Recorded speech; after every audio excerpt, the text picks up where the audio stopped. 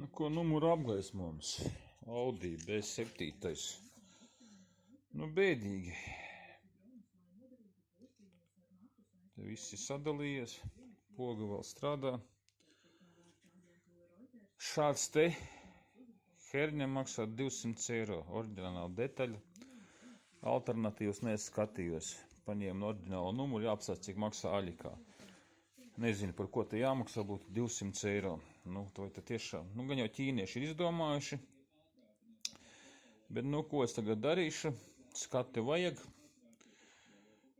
Notīrīšu te visus smilšu trūku kontaktus, pasūtīju jaunas spuldzītes un vienkārši pielodēšu uz vadiņiem šīs te jaunās spuldzes, lai būtu labs kontakts, jo šāda te tipa kontakts nekam te neder.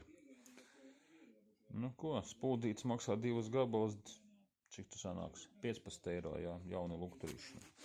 200 eiro ir 15, un, protams, neliels kolhozs, bet, es domāju, ka kalpos vēl 10 gadi, jo spuldzīte būs maināmā.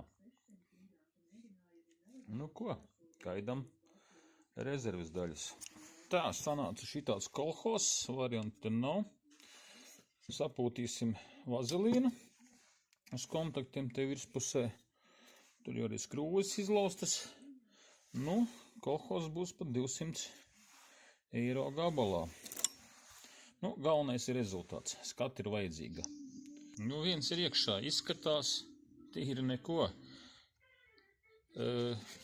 Ko es izdarīju? Paņēmu piemērotas klemmes, pielodēju vadus. Praktiski lukturīti mēs spuldzīti varam samainīt. Jā, nav svarīgi, vai mēs liekam tur ledu vai ko. Man patreiz vienkārši cita nekā nav kā parastās. Un spuldzi varam samainīt, un ja ir sakūst lukturis, mēs vienkārši nokniebjam kāņas īsākas un uzspraužam štekdozīti virsū un arī samainam lukturi. Un par šito te tad jāapstās, ko mūsu brāļi ķīnieši piedāvāja. Bet ko var gribēt? No 2005. gada viņš ir uzticami kalpojis. Jā, savs laiks ir pienācis. Tā, galvenais rezultāts. Tā laimīgi jau Audi īpašnieki. Izeja ir kolhozs par 200 eirikiem.